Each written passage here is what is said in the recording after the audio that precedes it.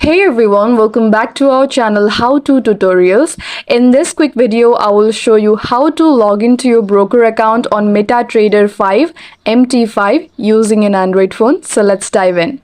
First, open the MetaTrader 5 app on your Android device. Before logging in, make sure you have your broken login details. That includes your account number, password, and the correct server name. These are usually sent to your email after account registration.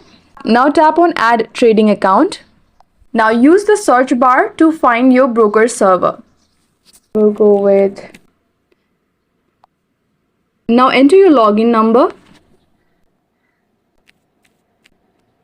and your password. If you cannot remember your password, simply tap on Forgot Password to retrieve it via email. Make sure the server matches the one given by your broker and tap on Login.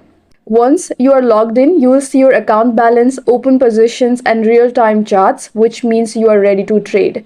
And that's how to log into your broker account on MetaTrader 5 using Android. If this video helped, make sure to like, subscribe, and comment below with any questions. Thanks for watching, and I'll see you in the next one.